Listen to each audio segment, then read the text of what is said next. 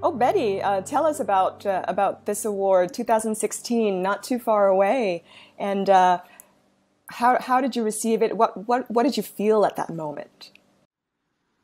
Oh, it's had been a while, but I entered that competition, didn't expect to win, and that's all I remember. It was just, it was just, everybody around me nominated me, and I'm like, okay, I get in anyway. And I remember on that day, I was just sitting there and chilling, and didn't expect that I'm going to win, to be honest with you. It was a very long application process I have to go through, and halfway there, I'm like, oh my God, this is serious application.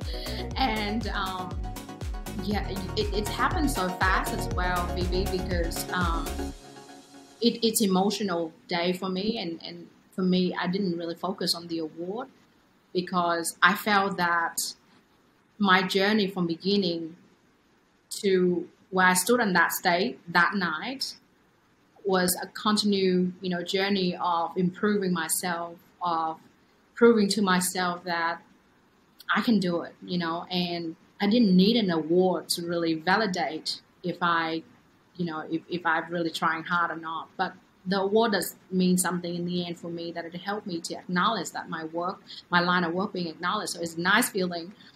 But I would say that, let's not do things because of award, but you do it because you want to become a better version of yourself.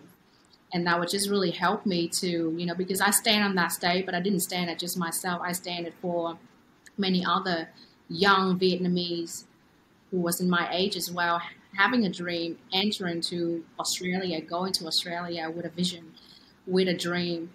And the country have given us so much. Australia have given us so much, and it's just proving that doesn't matter where you come from, doesn't matter what skin color you have, doesn't matter what age you are, doesn't matter, your background and your upbringing, your story of your past, none of that matter. What is really matter in the end is that if you have a dream and you're willing to put in the hard work for it, you can accomplish it. And that's what it means for me to standing on that stage on that night, representing not only the award of Young Businesswoman of the Year, but as a young immigrant, who came from Vietnam, who had nothing and worked really hard and achieve it. And so I don't think it was for me, but I want other women to look at it and say, if I can achieve that, if I can receive that award, they can too. And so, I think that's what it means for me to this day. Well, Betty, thank you for sharing all of that. What I can see from what you've just shared is, fashion is one thing. Yes, it's been kind of like a motif that has been throughout, the earlier part of your life and your current life in some way. But it's a communication tool. It's a vessel, and it's a vessel for integrity and the kind of values that you stood for. And it's also a vessel that kind of that is able to inspire other people, especially Vietnamese immigrants, to Australia, and encouraging them to take full use of the opportunities available, and just work really, really hard, because it is possible.